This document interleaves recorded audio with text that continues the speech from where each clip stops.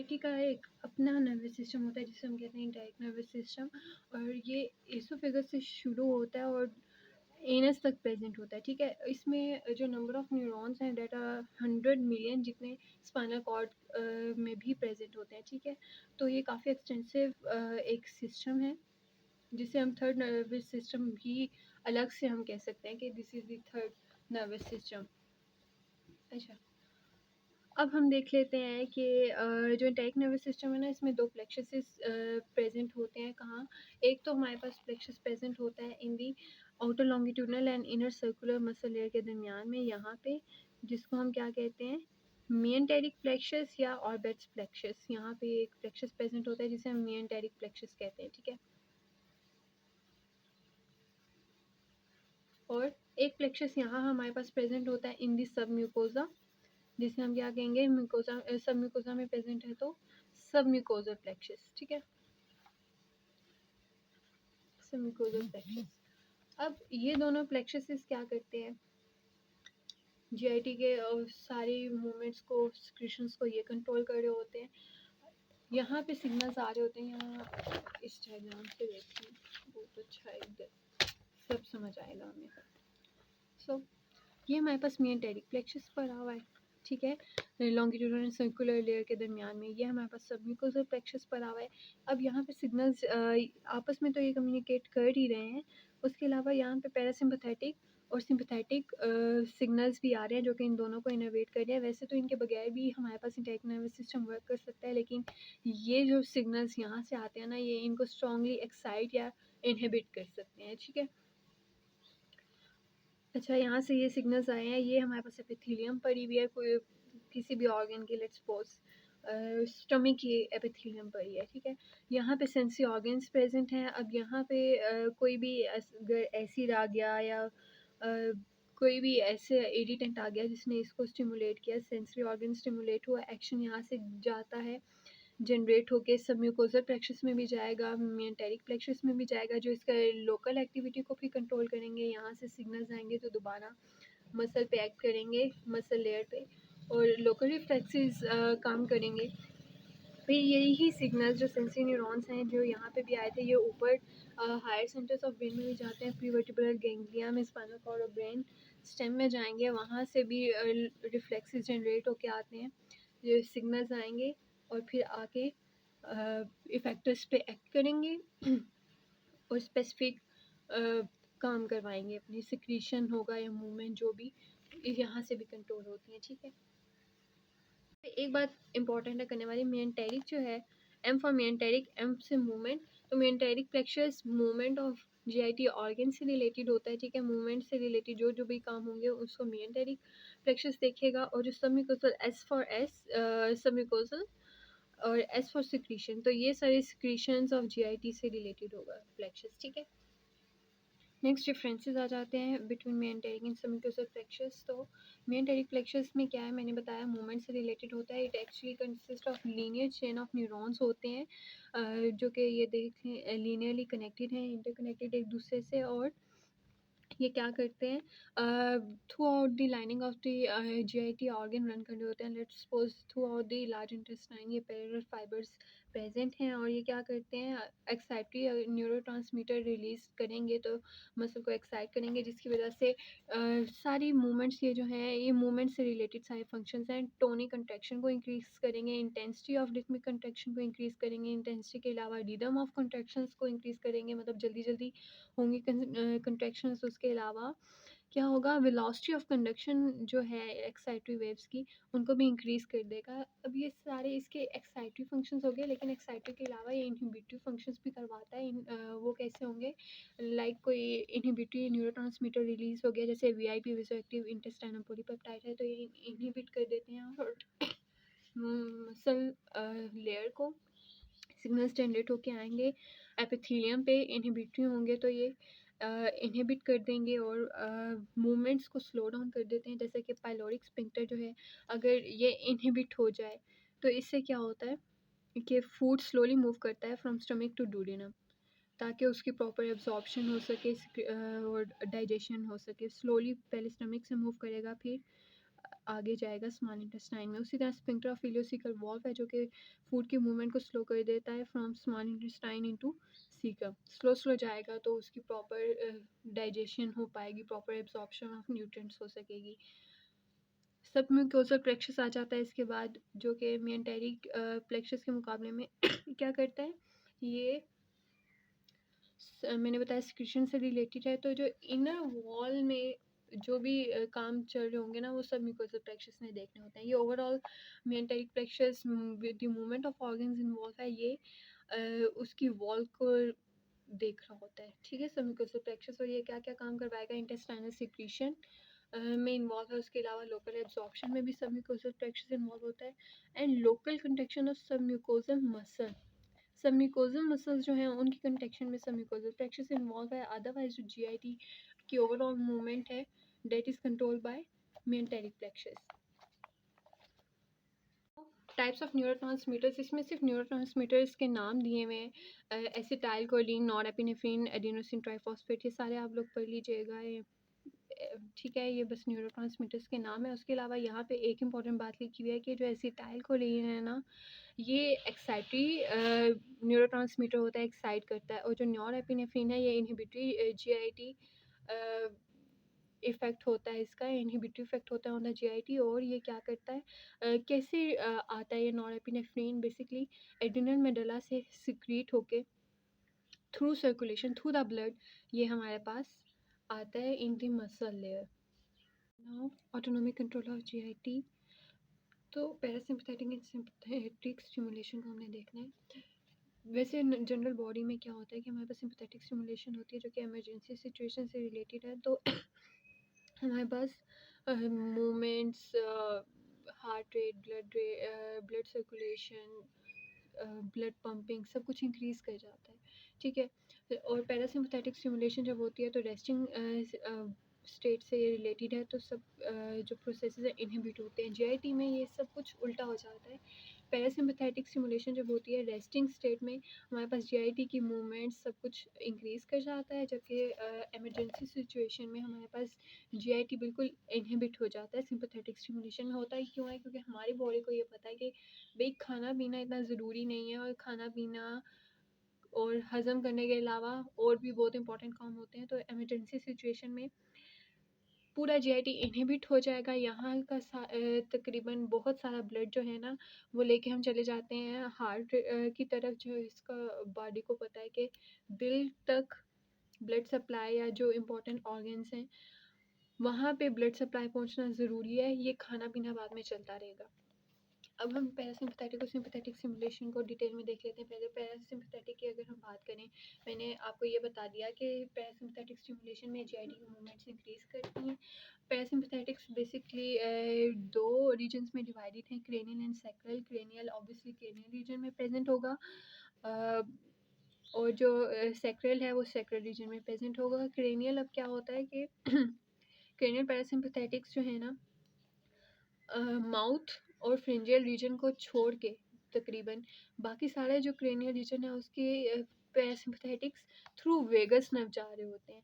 और जो sacral reason है वो ओरिजिनेट करता है सैक्रल रीजन में, कहाँ, second, third and fourth sacral segment से।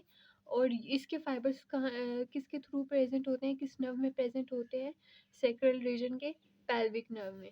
ये हम एक दूसरे को कंपैरिजन में देख रहे हैं।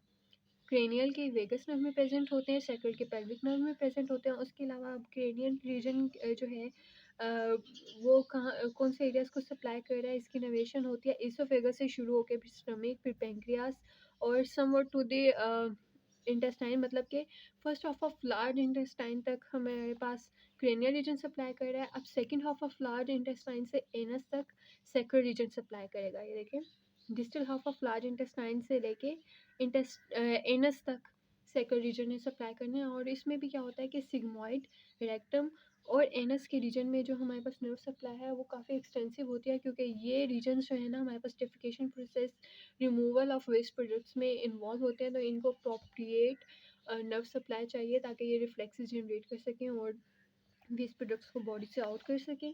और जो पोस्ट गैंग्लियोनिक न्यूरॉन्स हैं ना पैरासिम्पथेटिक्स के, वो कहाँ पे प्रेजेंट होते हैं, मेंटेरिक और सबम्यूकोजल प्लेक्सस में पोस्ट गैंग्लियोनिक न्यूरॉन्स ऐसे स्ट्रक्चर होता है ना। प्री गैंग्लियोनिक न्यूरॉन्स यहाँ पे ये फाइबर्स आ रहे हैं, यहाँ पे ये साइनेप्स करते हैं। पोस्ट गैंग्लियोनिक न्यूरॉन्स होते हैं जो जाके फिर इफेक्टर्स पे एक्ट कर रहे होते हैं। तो जो पोस्ट गैंग्लियोनिक न्यूरॉन्स है ना, वो प्रेजेंट होते हैं मेंटेरिक एंड सबम्यूकोजल प्लेक्सस में इसके। और वो क्या करते हैं, अगर स्टिमुलेट हो जाए ना तो वो entire activity of nervous system को इंक्रीज कर देते हैं, इंटाइक नर्वस सिस्टम, जो कि फिर आगे जीआईटी फंक्शंस और मूवमेंट्स को कंट्रोल कर रहा होता है। Non sympathetic stimulation, sympathetic stimulation में हम देख लेते हैं अराइज कहाँ से करता है, T5 से L2 के लेवल पे ये अराइज करता है सिंपैथेटिक सिस्टम। और इसका पाथवे क्या है, सिंपैथेटिक नर्व्स जब हमारे पास निकलती है ना, लेट्स सपोज ये मैंने ड्रा किया है, ये स्पाइनल कॉर्ड है, ये ग्रे में पड़ा हुआ है। अब जब नर्व्स निकल रही हैं, ये डोर्सल रूट गैंग्लियन है, इसके प्री गैंग्लियोनिक फाइबर्स आ गए, तो स्पाइनल कॉर्ड के लेटरली हमारे पास सिंपैथेटिक चेन्स पड़ी होती हैं, ये उनमें चले जाते हैं फाइबर। सिंपैथेटिक चेन्स के बाद ये जाते हैं आउटलाइन गैंग्लियन पड़े हुए होते हैं। फॉर एग्जांपल सीलियक गैंग्लियन होता है, और यहाँ पे एक और नाम दिया हुआ है हमारे पास, कहाँ गया, हाँ, सीलियक गैंग्लियन और अदर वेरियस गैंग्लिया लिखा हुआ है, ठीक है। आउटलाइन गैंग्लियन में चले जाते हैं फाइबर्स, और उसके बाद कहाँ जाते हैं ये, यहाँ पे ना इनके पोस्ट गैंग्लियोनिक सेल बॉडीज पड़ी होती हैं। ये वाला स्ट्रक्चर तो आप देखें, यहाँ पे प्री गैंग्लियोनिक न्यूरॉन्स आके साइनेप्स करते हैं, ठीक है। और ये पोस्ट गैंग्लियोनिक न्यूरॉन्स हैं, यहाँ से फिर फाइबर्स जनरेट होते हैं जो इम्पल्सेस पे जाती हैं पोस्ट साइनेप्टिक फाइबर्स के through in the post synaptic nerves, और फिर वो जाके जो गट है उसके तमाम ऑर्गन्स को सप्लाई देती हैं। अब जैसा कि मैंने ऊपर बात की थी पैरासिम्पैथेटिक सिस्टम में कि जो नर्व इम्पल्सेस है ना, वो माउथ एंड एनस के रीजन में उसकी नर्व सप्लाई ज़्यादा होती है। सिम्पैथेटिक में भी यही होता है कि माउथ और एनस के रीजन में नर्व सप्लाई थोड़ी ज़्यादा जा रही होती है। और अब सिम्पैथेटिक स्टिमुलेशन मैंने कहा इनहिबिटरी होती है in the case of GIT. तो इनहिबिटरी न्यूरोट्रांसमीटर हमने पहले पढ़ा था कि नॉरएपिनेफ्रिन होता है। तो सिम्पैथेटिक जो इनहिबिशन है ना, वो नॉरएपिनेफ्रिन के थ्रू ही होती है। और दो मैकेनिज्म हैं जिनके थ्रू इनहिबिशन करवाता है सिम्पैथेटिक सिस्टम, वो कौन कौन सी हैं, या तो नॉरएपिनेफ्रिन जाके डायरेक्ट जो स्मूथ मसल है उसको इनहिबिट कर देगा। सारी जो हमारे पास जीआईटी के मसल्स हैं ना, स्मूथ मसल्स, वो उनको इनहिबिट करता है एक्सेप्ट द म्यूकोजल मसल। ये इंपॉर्टेंट है, म्यूकोजल मसल पे जब नॉरएपिनेफ्रिन आके अटैच होता है तो वो एक्साइट होता है, ठीक है, जो म्यूकोजा में प्रेजेंट होता है, हमने पहले पढ़ा था। और जो major to the major extent, ये तो माइनर इसका इफेक्ट है, और मेजरली ये क्या करता है, जाके इंटायर जो इंटेरिक नर्वस सिस्टम है ना, जिसने जेटी को सप्लाई करना है, उस पूरे इंटेरिक नर्वस सिस्टम को ये इनहिबिट कर देता है, जिसकी वजह से सारे प्रोसेसेस इनहिबिट हो जाते हैं। अब नेक्स्ट पैराग्राफ में वो ये कह रहा है कि ये जो सिम्पैथेटिक स्टिमुलेशन होती है ना, ये जीआईटी को इस हद तक इनहिबिट कर देती है कि या तो फूड की मूवमेंट इंतहाई स्लो हो जाती है, और या फिर वो कम्प्लीटली ब्लॉक हो जाती है, बिल्कुल ऐसा लगेगा कि फूड की मूवमेंट नहीं हो रही। Different sensory nerve fibres from the gut. तो इसको समझने के लिए माशाल्लाह मैंने एक काफ़ी कम्प्लेक्स डायग्राम बनाती है, नज़र नहीं आ रही होगी आपको पूरी, लेकिन काफ़ी कम्प्लेक्स बनाई है ताकि आप दूर देखें कि माशाल्लाह ये बंदी पढ़ाती है कि कैसे होता है ना, जो जितना इस तरह डायग्राम्स बना के कम्प्लेक्स करके पढ़ा रही, ये तो बहुत अच्छा पढ़ाता है भाई, ये तो बहुत अच्छा टीचर है, ठीक है। तो हम भी पढ़ते हैं। सबसे पहले ही मैं देख लेती हूँ, यहाँ पे मैंने एपिथेलियम ड्रॉ की थी, ये कोई भी जीआईटी का ऑर्गन हो सकता है, स्टमक, इंटेस्टाइन, ठीक है। अब ये एपिथेलियम है, और यहाँ से मेनी सेंसरी न्यूरॉन्स यहाँ पे सप्लाई कर रहे होते हैं। ये ग्रीन कलर में अगर हम देखें, ये सेंसरी न्यूरॉन जा रहे हैं, ठीक है, in the मेंटेरिक and submucosal system, जो इंटेरिक नर्वस सिस्टम है ये वहाँ पे जा रहे हैं, और इनकी ये सेल बॉडी प्रेजेंट है in the enteric nervous system, ठीक है। और यहाँ पे कुछ और सेंसरी नर्व फाइबर्स हैं रेड कलर में जो डिनोट हुए हुए हैं, इनकी जो सेल बॉडीज़ हैं ये प्रेजेंट है dorsal root ganglion of the spinal cord में।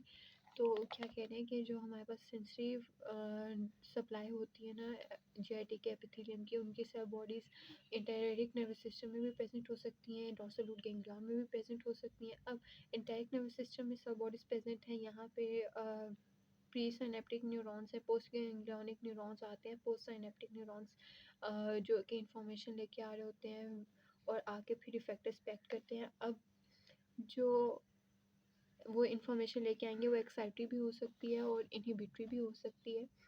सेंसरी न्यूरॉन्स किसी वजह से एक्साइट होते हैं ना, कोई हमारे पास इरिटेशन होती है सरफेस की एपिथेलियम की, जिसकी वजह से ये एक्साइट होते हैं और सिग्नल्स लेके जाते हैं हायर सेंटर्स में। तो वो क्या क्या हो सकते हैं जीआईटी में? या तो इरिटेशन हो सकती है गट म्यूकोसा की, या हमारे पास एक्सेसिव डिस्टेंशन हो सकती है ऑफ द गट की, और ऑफ द गट सॉरी, और presence of specific chemical substances in the gut. इन ये तीनों इरिटेशनल सब्सटेंसेस हैं जिनकी वजह से हमारे पास एपिथेलियम के जो सेंसरी ऑर्गन्स हैं वो एक्साइट होते हैं और वो सिग्नल्स लेके जाते हैं to the enteric nervous system और to the dorsal root ganglion. और अगर इंटायरेक्ट नर्वस सिस्टम में जाएंगे, यहाँ पे सर्वोडिस प्रेजेंट है, पोस्ट सिनेप्टिक न्यूरॉन्स वहाँ से आएंगे इन्फॉर्मेशन लेके और थ्रू इफेक्टर्स एक्ट करेंगे ऑन द एपिथेलियम, और एक्साइटरी भी हो सकता है, इनहिबिटरी भी हो सकता है। उसी तरह जो सेंसरी सिग्नल्स गए थे डोर्सल रूट गैंग्लियन में, वो गए डोर्सल रूट गैंग्लियन के थ्रू हमारे पास गए grey horn of spinal cord में, ठीक है। और फिर वहाँ से सिग्नल्स जनरेट होते हैं जो वेंट्रल मोटर एरिया से, ठीक है। वेंट्रल हॉर्न ऑफ जो ग्रे मैटर है वहाँ से हमारे पास मोटर न्यूरॉन्स आ रहे होते हैं ना, वहाँ से वो निकलेंगे और निकल के हमारे पास आएंगे एपिथेलियम पे, और यहाँ पे इनहिबिटरी और एक्साइटेटरी इफेक्ट करवा रहे होते हैं, ठीक है।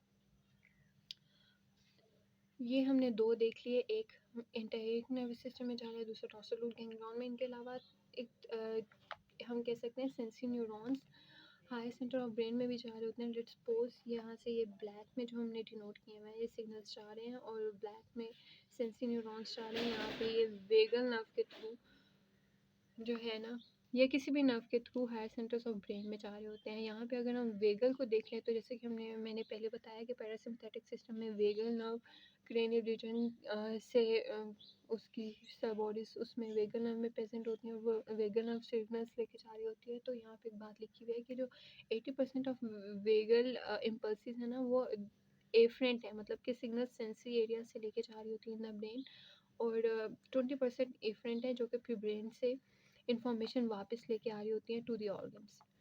80% एफरेंट हैं जो कि towards the higher centre information लेके जा रही हैं। तो वेगल नर्व से इम्पल्सिस पे कहाँ पे जाएंगी? ब्रेन में डला में चली जाती हैं। ब्रेन में डला में इसकी प्रोसेसिंग होती है और फिर प्रॉपर रिस्पॉन्स जनरेट होता है जो कि थ्रू द इफेक्टर्स आके यहाँ पे सेंसरी एपिथेलियम पे एक्ट करता है। ये भी स्टिमुलेटरी भी हो सकता है और इनहिबिटरी भी हो सकता है, ठीक है। यहाँ से ये इंफॉर्मेशन आई ब्रेन में डला से ये, और फिर ये इन्हें एक्साइट भी कर सकती है और इनहिबिट भी कर सकती है डिपेंडिंग ऑन दी इरिटेशन कौन सी हो रही है, डिपेंडिंग ऑन द कंडीशन। और यहाँ पे मोटर और सेंसरी इफेक्ट्स दोनों हो सकते हैं, मतलब कि मूवमेंट को भी कंट्रोल करेगा और जो सिक्रीशंस है ना हमारे पास उनको भी ये कंट्रोल कर रहा होता है, या मूवमेंट को एक्साइट कर देगा या इनहिबिट। उसी तरह सिक्रीशन ऑफ स्पेसिफिक सब्सटेंसेस को एक्साइट या इनहिबिट कर सकता है। ये डायग्राम कम्प्लेक्स लग रही थी बट इसमें बस यही कुछ है, ठीक है। उसके बाद हमने पढ़ना है जीआईटी के रिफ्लेक्सेस। रिफ्लेक्सेस हमारे पास तीन तरह के होते हैं जीआईटी में। एक रिफ्लेक्सेस वो होते हैं जो इंटायरली गट के अंदर ही प्रोसेस हो रहे होते हैं, मतलब गट से सिग्नल्स जाते हैं to the local enteric nervous system और वहाँ से प्रोसेसिंग होके सिग्नल्स दोबारा आते हैं गट की तरफ। ये गट का कोई ऑर्गन, लेट्स सपोज स्टमक पड़ा हुआ है, स्टमक से सिग्नल्स जाएंगे to the enteric nervous system, ठीक है। इंटेरिक नर्वस सिस्टम से सिग्नल्स दोबारा आ जाएंगे गट वॉल में, जो इसको फिर देखेंगे कि यहाँ पे क्या करना है, कंट्रोल कर रहे होंगे इसको, ठीक है। सेकेंड रिफ्लेक्स आ जाते हैं। सेकंड पे जाने से पहले हम इनमें देख लेते हैं कि इनमें कौन कौन से रिफ्लेक्स आ जाते हैं। ये आपने याद रखने इंपॉर्टेंट है कौन कौन से हो सकते हैं। या तो जो जीआईटी की सिक्रीशंस को कंट्रोल कर रहे होंगे वो reflexes, peristalsis, mixing contractions, local inhibitory effects, ये सारे जो हैं लोकल रिफ्लेक्सेस होते हैं। उसके बाद आ जाते हैं वो रिफ्लेक्सेस जो गट से जाते हैं प्रीवर्टिबुलर सिंपैथेटिक गैंग्लियन में, यहाँ से यहाँ सिग्नल्स जाते हैं और फिर पोस्ट सिनेप्टिक न्यूरॉन्स के थ्रू जो हमारे पास इंफॉर्मेशन प्रोसेस होकर वापस आ रही है और जो इफेक्ट उसके थ्रू गट वॉल पे एक्ट कर रही होती है, ठीक है। इसमें 3 तरह के रिफ्लेक्सेस आ जाते हैं, ये हमें याद रखना है, गैस्ट्रोकोलिक रिफ्लेक्स, इंटेरोगैस्ट्रिक रिफ्लेक्स और कोलोनो इलियल रिफ्लेक्स, ठीक है। गैस्ट्रोकोलिक रिफ्लेक्स कौन से हैं? जो कि कॉलन एंड स्मॉल इंटेस्टाइन से जाते हैं ताकि स्टमक की मोटिलिटी स्लो हो जाए या इनहिबिट हो जाए, ताकि प्रॉपर डाइजेशन एब्जॉर्प्शन और सिक्रीशन का टाइम मिल सके इन द स्टमक। उसके बाद आते हैं इंटेरोगैस्ट्रिक रिफ्लेक्सेस, जो कि कोलॉन से जनरेट होते हैं और movement of the food from ileum into colon को इनहिबिट कर सकते हैं, मतलब कि इलियम से फूड स्लोली स्लोली पास करे या पास ही ना करे इनटू द कोलॉन। और फिर आ जाते हैं कौन कौन से रिफ्लेक्सेस आ जाते हैं, या तो गैस्ट्रोकोलिक रिफ्लेक्सेस जो कि स्टमक के एम्प्टिंग का रिफ्लेक्स है, स्टमक से फूड आगे मूव कर जाए इनटू द स्मॉल इंटेस्टाइन, और स्मॉल इंटेस्टाइन से फिर आगे वो ज़ाहिर है कोलॉन में जाएगा, ठीक। और फिर आ जाते हैं इंटेरोगैस्ट्रिक रिफ्लेक्सेस, जो क्या करते हैं स्टमक और स्मॉल इंटेस्टाइन से लेके जाते हैं signals to inhibit stomach motility, मतलब स्टमक से जो फूड है या तो स्लोली पास करे इनटू द स्मॉल इंटेस्टाइन या पास ही ना करे। और फिर आ जाता है कोलोनो इलियल रिफ्लेक्स। ये रिफ्लेक्स क्या है? ये स्लो कर देता है मूवमेंट ऑफ फूड को फ्रॉम इलियम इनटू कोलॉन, ठीक है। और अब रिफ्लेक्सेस हमने देखने हैं जो कि गट से जाते हैं higher centres of the brain में, और ब्रेन से फिर इंफॉर्मेशन वापस लेके आते हैं और जो गट के ऑर्गन्स पे जाके एक्ट करती है। इन तरह के रिफ्लेक्सेस आ जाते हैं। एक वो रिफ्लेक्सेस हैं जो स्टमक और डुोडेनम से जनरेट होते हैं, स्टमक और डुोडेनम के एपिथेलियम से जनरेट होंगे तो वेगन नर्व जाते हैं in the brain stem, brain में डला आ गया, ठीक है। और वहाँ से सिग्नल्स वापस लेके आते हैं जो कि एक्साइटरी या इनहिबिटरी फंक्शंस करवा सकते हैं, स्क्यूटरी भी और मोटर, मतलब कि जो मूवमेंट से रिलेटेड है उन फंक्शंस को भी कंट्रोल कर रहा होता है। देखा, यहाँ से सिग्नल्स गए वेगल के थ्रू, वेगल नर्व के थ्रू ब्रेन में डाला, ब्रेन स्टेम में, ब्रेन स्टेम से सिग्नल्स वापस आए, ठीक है। इनहिबिटरी या एक्साइटरी फंक्शन करवा दिया in the secretion and movement, ठीक है। उसके अलावा कौन कौन से रिफ्लेक्सेस हो सकते हैं? पेन रिफ्लेक्सेस क्या करते होते हैं, there are the free nerve endings, और ये इंटायर जीआईटी को इनहिबिट कर देते हैं। उसके अलावा डेफिकेशन रिफ्लेक्सेस होते हैं जो कि कोलॉन और रेक्टम से जाएंगे टू दी स्पाइनल कॉर्ड, और स्पाइनल कॉर्ड से सिग्नल्स वापस आएंगे जो कि हमारे पास फिर डेफिकेशन प्रोसेस को स्टिमुलेट करेंगे थ्रू कोलॉन, रेक्टम और सिग्माइड कोलॉन वगैरह की कंट्रैक्शन करवा के।